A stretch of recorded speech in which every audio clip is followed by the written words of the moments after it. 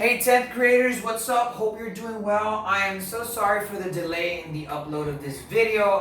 Today's been kind of like a weird day, a lot of technical glitches and other things. But nonetheless, here we are, guys. This is your 5th Algebra 2 class.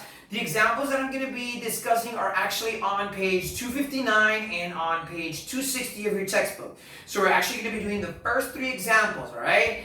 Now, before we get started, I want you guys to do a little cleansing exercise. I want you to look, maybe in a mirror if you want, but I want you to say this to yourself. Mr. Marquez is my favorite math teacher. Okay? Go ahead, say it out loud. I'm going to give you a couple of seconds to say it. Doesn't it feel better? Doesn't it feel better when you admit it and you say it out loud? You know you do. Alright guys, let's get started. Enough with the bad jokes. Page 259. So the topic that we're going to be discussing is actually solving ax squared plus bx plus c equals 0 by factoring. Now this is very similar to what we did in section 4.3 except for one thing. In section 4.3 we actually saw problems expressed in this form, where x was the leading coefficient. And something like this was really simple because all you needed to do was find two numbers that when you multiplied equals 6 and when you added equals 5, which was actually x plus 2 times x plus 3, and that was it. That was what you did for that part. And there wasn't really much complication to it. And this part is not really complicated either, but it is different. And let me get down to what I'm trying to explain.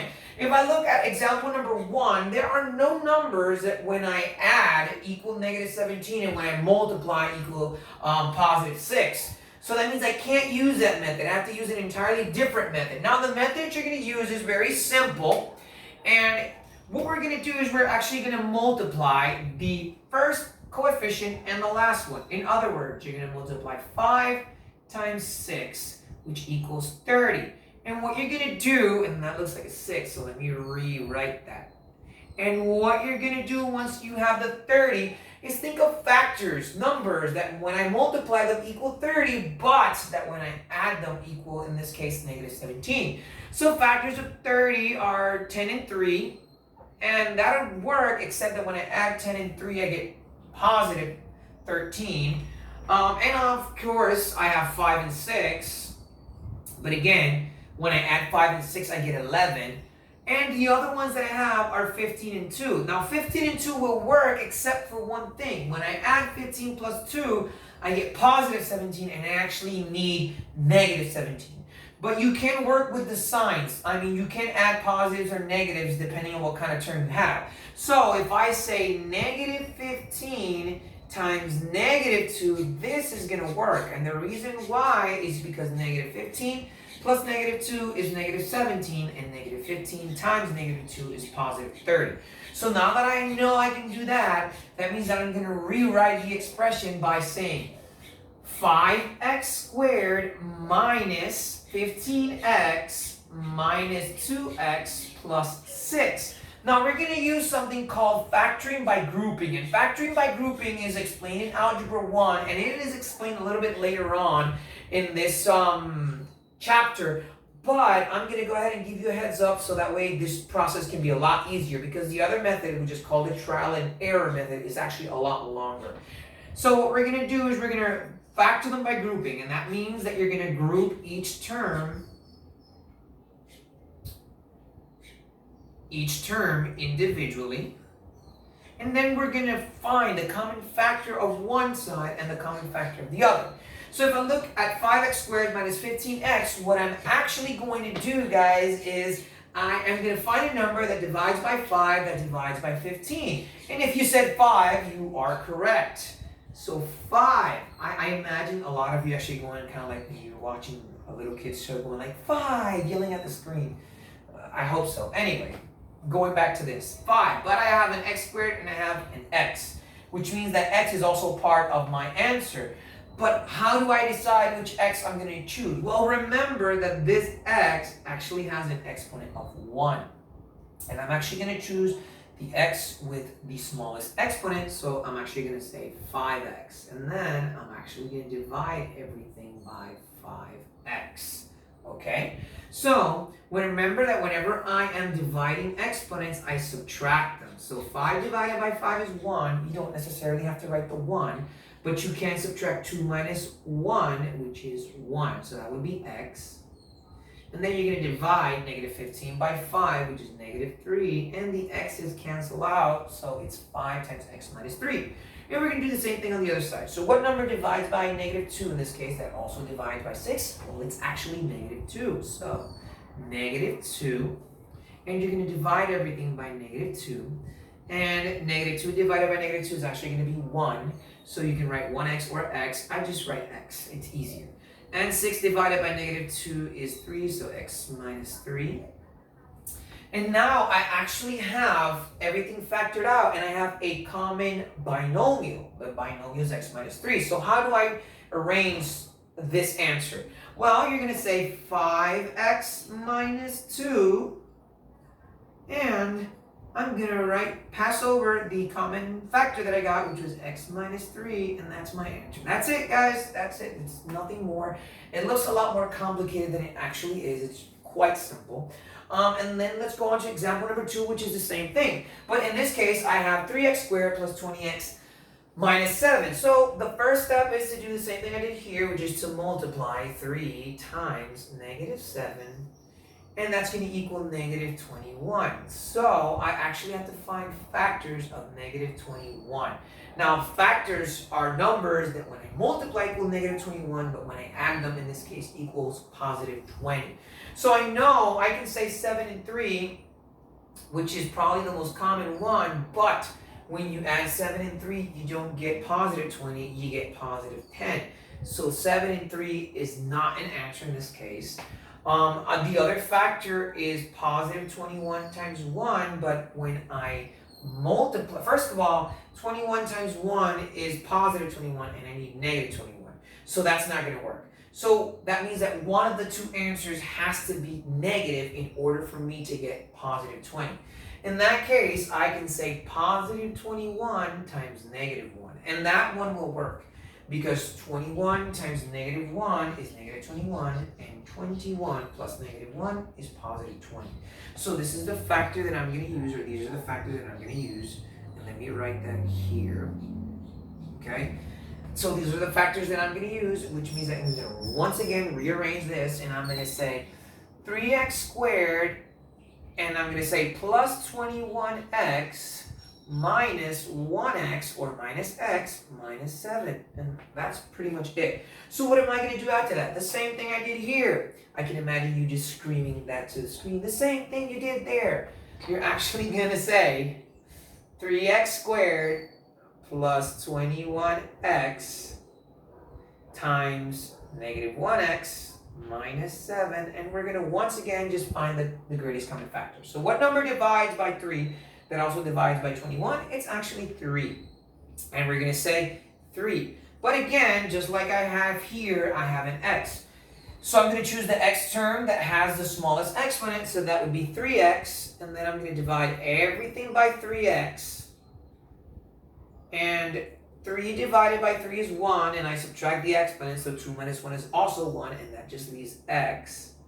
And 21 divided by 3 is actually 7, so x plus 7. Simple as that, guys. And then here, what is the common factor between negative 1x and negative 7? And if you're streaming negative 1 to the screen, you're correct. So we write minus 1, and then we open up another parentheses, and we divide everything here by negative 1. And negative 1 divided by negative 1 is positive 1. So you can write positive 1x or x. Again, I just simply write the x. And negative 7 divided by negative 1 is actually positive 7, so x plus 7. And we're almost done with this example. All we have to do now is the same thing we did here. So I have 3x and minus 1. So I'm going to write that in a parentheses and say 3x minus 1. And then I have a common binomial, which is x plus 7. So I write the x plus 7 here. And that's it. I am done with that example, guys. So let me give you guys a quick second to see what I did. Then I'm going to erase everything. The good thing about this video is you can pause, rewind, reset, whatever you want to do, and then we're going to actually go into example number 3, all right? So let me give you guys like 15 seconds, and I'm actually going to be counting 1, 2, 3, 4, 5, 6, 7, 8, 9, 10, 11, 12, 13, 14, 15. All right, time to erase. So now we're actually going to go to page 261. Example number 3. Now, example number 3 on page 261 has A, B, and C. Okay, so we're actually going to have example number 3 is actually divided into 3 examples itself. Okay, and what I'm going to do is I'm going to write the formulas on this side because I believe I have more space, and that will give me more space to actually do the problem. So on this side we have a squared minus b squared equals a plus b times a minus b, okay? And here we're going to have a squared plus 2ab plus b squared equals a plus b squared. And let me write that better. And a squared minus 2ab plus b squared equals a minus b squared. So guys, let me erase this here, and that way we can have all the space that we need. So example number 3, we have 3 quadratic expressions, and we're supposed to basically turn this into this.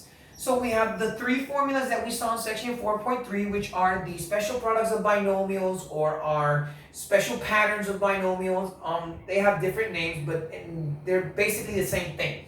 Now the first one is when I have a difference of squares, and that means that I have the quadratic expression in the form of a squared minus b squared. So the first thing I want to do is actually identify my a's and my b's. So in this case, 9x squared is a and 64 is b. So that means that it is in the form a squared minus b squared. And I know that that's going to equal a plus b times a minus b. So contrary to what you think, all we're going to do is plug them in. But I actually, in order for me to do that, the first step is to, in this case, find the square root of 9x squared and find the square root of 64. Okay? And the square root of 9x squared and the square root of 64 is very simple. So the square root of 9x squared is 3x. And the square root of 64 is 8. Okay? And all I need to do is, now I know that this is A and this is B, and all I need to do is just plug it into this formula. So I'm going to just plug in where it says A plus B times A minus B. I'm just going to say now 3x plus 8 times 3x minus 8, and that's it. That's example 3a. Very simple. Literally just got the square roots of the function and plug them into this formula, and that's it. Now let's go to 3b. I know for a fact that 3b is not a difference of squares like 3a was. So I know I'm either going to use this formula or this formula. So I need to observe very carefully the problem in order to decide which formula I'm going to use. Now, if I look at the way the problem is written, I realize that the formula I'm going to use is this one, a squared plus 2ab plus b squared. Now, the 2 is a constant, which means that it's always going to be present.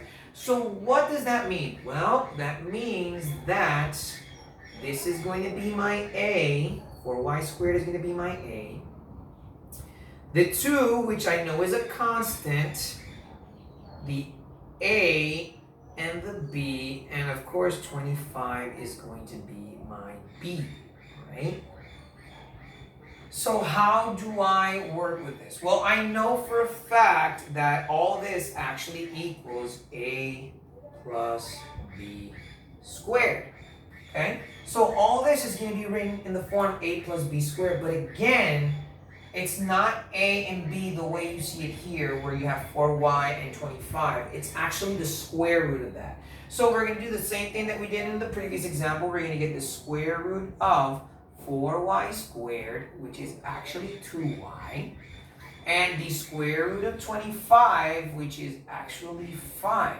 So I know that this is going to be my A and this is going to be my B. All I have to do is plug them in here. So I know that this is going to be 2y plus 5 squared. And that's it. That's example 3b. Nothing out of the ordinary, nothing difficult. It's actually quite simple. And C, we have 36w squared minus 12w plus 1. So I realize or know for a fact that this is very similar to this one because there's a minus sign between them. And I know that ultimately a squared minus 2ab plus b squared, which is the way that this is written, a squared minus 2ab plus b squared is going to equal to a minus b squared. Just like here, a squared plus 2ab plus b squared equals a plus b squared, just like a squared minus b squared equaled a plus b times a minus b. So the first thing I'm going to do is identify who is a and who is b and get the square root. So I know that a, in this case, is 36w squared, right? A is 36w squared. B is actually 1. So all I need to do is find the square roots, and let me write that one better because that does not look like a 1. And all I need to do is find the square root of each term and then plug them in. So the square root of 36w squared is 6w, and the square root of 1 is 1.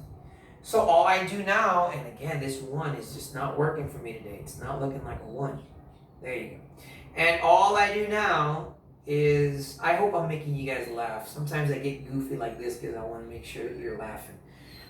Anyway, so the square root of 36w squared is 6w. The square root of 1 is 1. And all I need to do is just plug them in. So I'm going to say 6w minus 1 squared. And that's it. That's your answer. So that's it, guys. That is the end of today's class. Like always, I am going to assign work, and here are the exercises, ladies and gentlemen. On page 260, you guys are going to go to the guided practice and do problems 1, 2, and 3.